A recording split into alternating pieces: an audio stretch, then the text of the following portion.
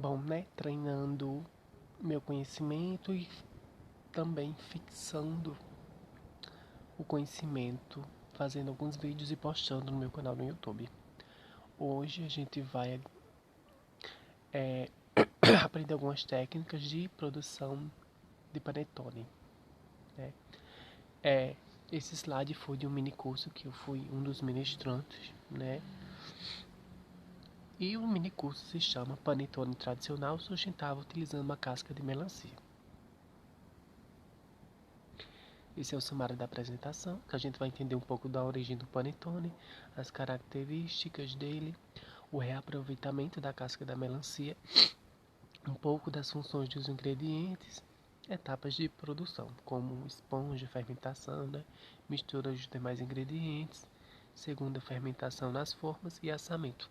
Aqui tem um erro no sumário, mas aí eu vou explicar para vocês ao longo do slide. Bom, o panetone, ele tradicionalmente, ele é ligado ao Natal. E ele tem origem lá em Milão, na Itália. Algumas das características do panetone é uma massa macia, adocicada e enriquecida com frutas cristalizadas e uvas passas. Existe hoje em dia, né, é, vários tipos de panetone, né, até com outros ingredientes como nozes, chocolate, né, que é o caso do chocotone, dentre vários outros tipos. Segundo a Agência de Vigilância Sanitária, a Anvisa, o panetone ele é um produto fermentado preparado obrigatoriamente com farinha de trigo, açúcar, gordura, ovos, leite e sal, que é o cloreto de sódio, sendo a fermentação resultante do uso do fermento biológico natural, a Saccharomyces cerevisiae, e ou fermento biológico industrial. Agora vamos falar um pouco do reaproveitamento da casca da melancia. É, a casca da melancia, que geralmente a gente não come, né? Geralmente não, a gente não come a casca da melancia. Come quando se aproveita, assim. Ela é muito rica em fibras, né?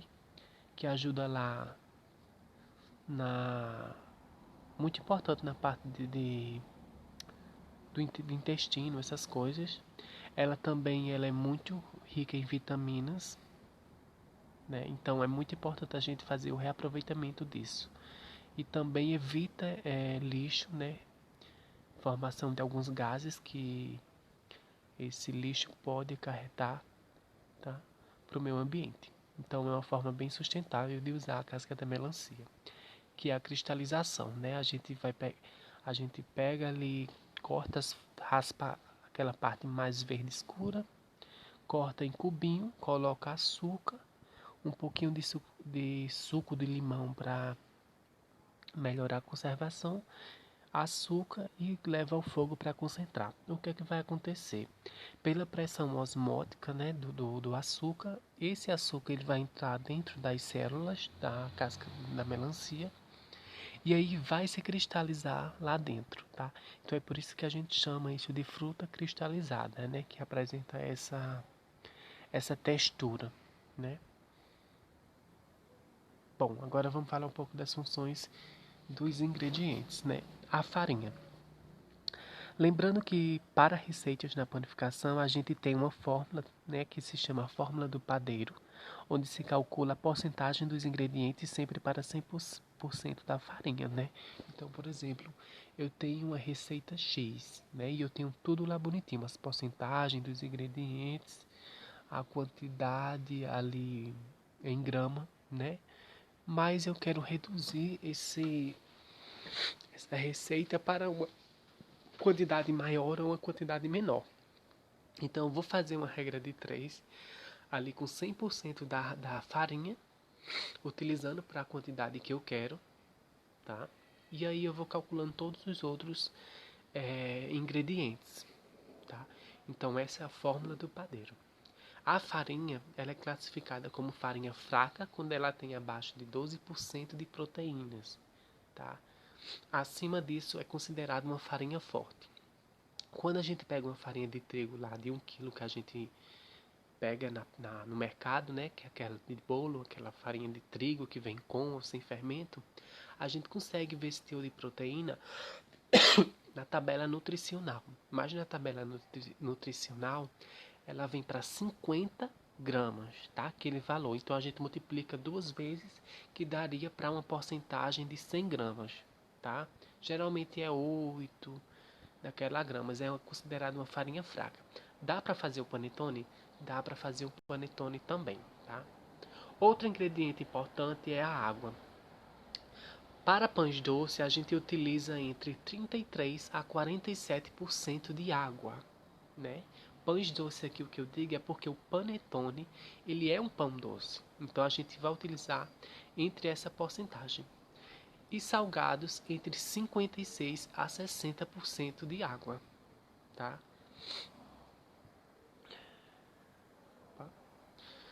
Bom, o sal. O sal, ele é muito importante no processo ali de panificação, tá? Por quê? Porque o sal ele vai regular a fermentação e a ação enzimática, né?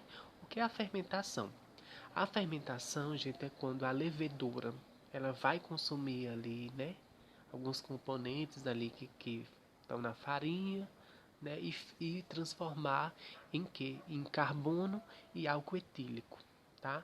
A levedura é um micro-organismo, ele não é um micro-organismo halófito, né? Que tem tolerância a sal, né? Ele tolera uma porcentagem pequena, mas em, em grandes quantidades ele morre, tá? Você pode botar uma pitada de sal, não vai matar o fermento, né? Mas você vai dar uma freada no processo no metabolismo dele e da fermentação, tá? Então ele tem essa função de regular a fermentação. E a ação enzimática também, né? Porque o sal ele vai alterar o pH e a gente sabe que a farinha de trigo ela já vem com alguns enzimas naturais presentes nela. Então o sal ele vai fazer essa regulamentação da fermentação e dessa ação enzimática. Outra coisa importante é que o sal ele é formado pelo cloro, né, que é o Cl, que é a parte negativa, e o Na, que é a parte positiva. Então ele tem a carga positiva e carga negativa. Então ele vai fortalecer o glúten como? Como as proteínas da farinha, né, a gliadina e a glutenina, que formam o glúten na presença de um líquido, essas proteínas elas também têm estrutura positiva e negativa. Quando a gente introduz o sal, né, ele faz essa forma de ligação, dando mais estrutura às proteínas, né? Então ele fortalece essa estrutura. O sal também ele é utilizado como um realçador de sabor, né? A gente costuma muitas vezes o povo falar assim, o sal às vezes ele intensifica outros sabores do alimento, né? Ele dá uma melhorada no sabor do alimento, essa ação de realce, né? Em geral, na literatura ele diz que o sal ele apresenta a característica de esbranquiçar o miolo dos pães, tá? Na literatura. Existe um regulamento que diz que pão doce a gente tem que usar até 1% de sal. Pão salgado até 2%, tá?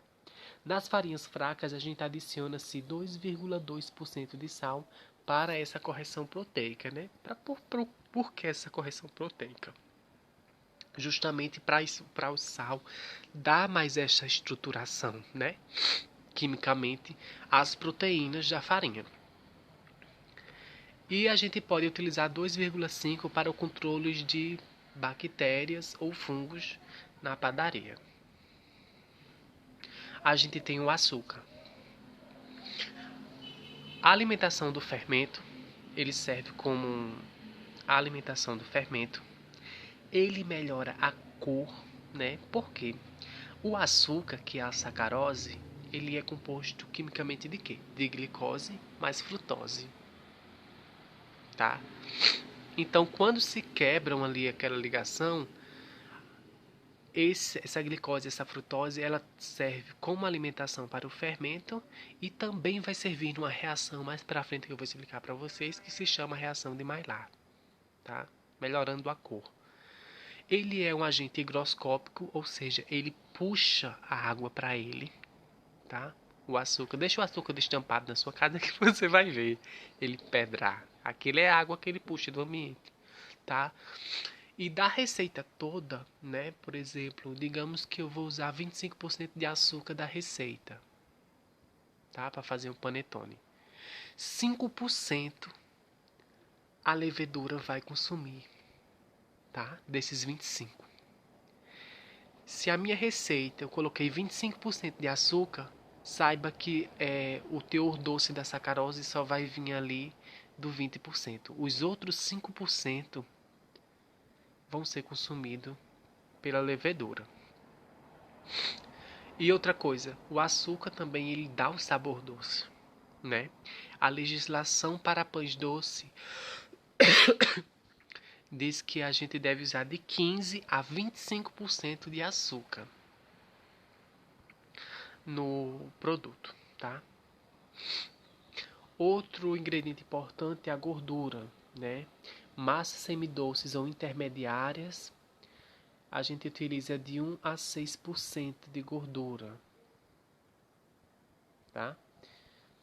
Pão doce ou especiais, que é o caso do panetone, por isso que está na cor vermelha, a gente utiliza de 1 a 20% de gordura. Bolo e biscoito, 25 a 50%.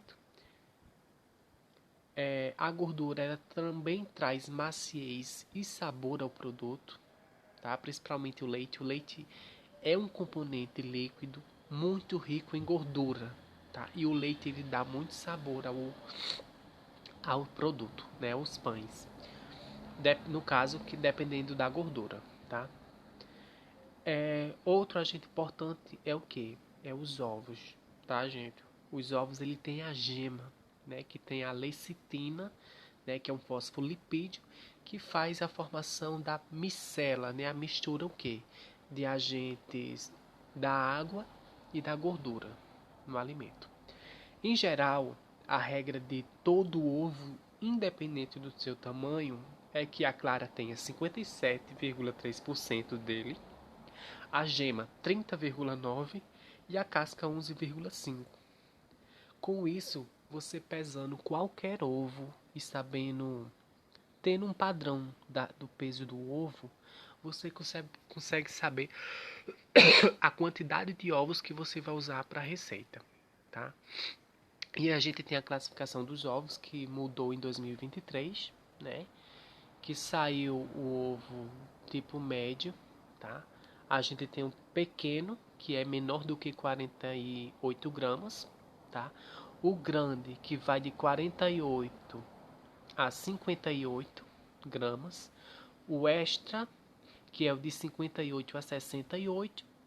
E o jumbo, que é maior do que 68 gramas.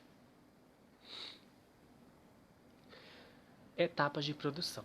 Primeiro a gente faz a esponja, que é uma fermentação. Mas lembra que eu falei do sumário que tinha um erro? Essa não é a primeira fermentação, né? A gente não conta como essa sendo a primeira fermentação. Essa é uma fermentação, mas não é a primeira fermentação. O que é que acontece nessa etapa? A gente vai misturar o quê? Água, farinha de trigo e fermento. A mesma quantidade de farinha de trigo, a mesma quantidade de água, tá? E aí utiliza todo o fermento da receita. Pronto, aí a esponja. Porque tem outros métodos também, como a biga, como o polish também. E aí a gente vai utilizar o que? O fermento biológico, que nada mais é do que a Saccharomyces cerevisiae, né?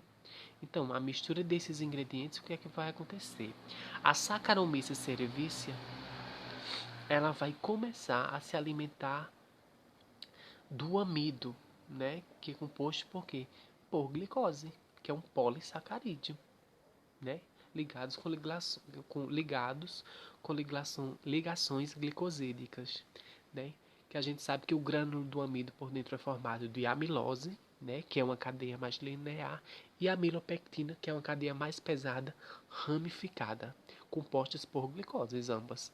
E aí A Saccharomyces cerevisiae ela vai consumir esse açúcar redutor, né, ou a glicose, vai consumir a glicose, e para cada molécula de glicose que ela consome, ela transforma em uma molécula de gás carbônico e de ácido álcool etílico, tá?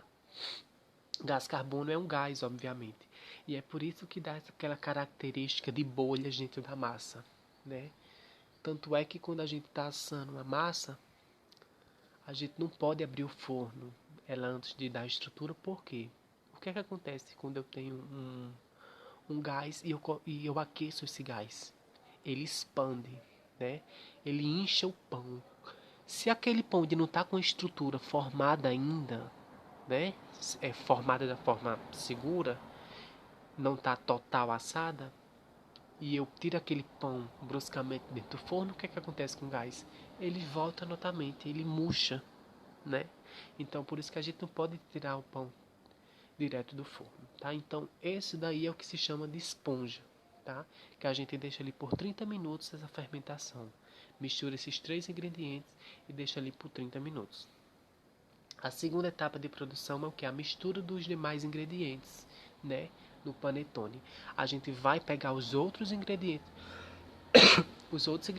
do panetone. Eu acho que eu vou deixar a receita do panetone aqui na descrição do vídeo, tá? A gente mistura todos os outros ingredientes e o que é que acontece? A gliadina com a glutenina, que são o quê? As proteínas presentes no trigo, tá? Quando eu adiciono um líquido, pode ser leite, né? Mas na indústria, por ser mais barato, adiciona-se água, né?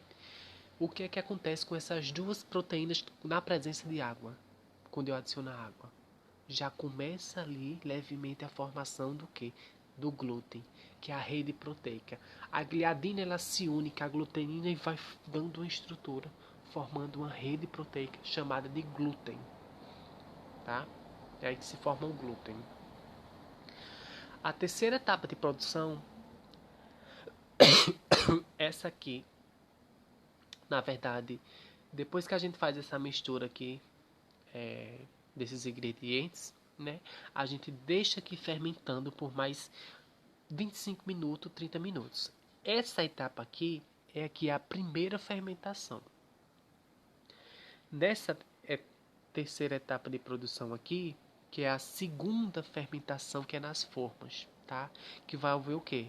A formação do formato e a moldagem final. Por quê? Quando a gente coloca aquela massa, né, que passa meia hora fermentando depois da mistura dos ingredientes, dentro dessa forminha, quando ele fermentar, ele não vai fermentar para a lateral, ele vai fermentar para cima da forminha, dando formato ali já do panetone, tá? Inicia-se a formatação. E aqui a gente tem a etapa, a última etapa, né, que é o assamento, né? A gente utiliza ali 170 graus Celsius do panetone. Por que a gente utiliza essa temperatura? Porque a reação de Maillard ela vai ocorrer ali 150 graus Celsius, né? É o pico da reação de Maillard. E o que é essa reação de Maillard? Veja, a reação de Maillard ela só vai acontecer na presença de dois componentes importantes, que é a proteína, que a proteína a estrutura dela é formada por aminoácidos com ligações peptídicas e açúcar redutor. Aí você me diz onde é que está o açúcar redutor? Se a gente botou a sacarose e a sacarose não é redutor, tá? Quando aquece, não, quando aquece não. Quando a gente tem a farinha tem amido, porque farinha de trigo, farinha integral, ela vem da forma íntegra, né? Não há separações ali. Então ela vem com amido. E o amido é o que? Um polissacarídeo formado por glicose, que é um açúcar. Quando a gente aquece o fogo, o que é que acontece ali? A hidrólise daquilo se separa as glicose, a glicose vai se separando. As proteínas também sofrem hidrólise, os aminoácidos são liberados, né? Esses dois componentes que são aminoácidos com açúcar redutor, eles reagem entre si, formando os compostos fenólicos, e a partir desses compostos fenólicos é que vai haver o quê? A formação de melanoidinas, né? Que é esses pigmentos que escurece o pão. Quanto mais escuro é o pão, maior é o tamanho das melanoidinas. Então essa é a reação de Maillard. E a gente tem o quê? A retrogradação do amido. Vocês já compraram um pão hoje e foram olhar ele no outro dia, que ele estava duro? Então, esse é o processo de retrogradação de amido. Como é que acontece isso? Todo pão, né, logicamente ele, na produção dele ele tem amido. Quando a gente aquece aquele amido lá no assamento, o que é que vai ocorrer? Os grânulos do amido eles vão inchar, tá? Na presença ali da água que está com o pão, no pão, né? Ele incha. A amilose, que tem um peso molecular menor, ela sai de dentro, se rompe aquilo, tá? A amilose ela sai, se liga com a água e acontece um processo chamado de gelatinização, tá? Por quê?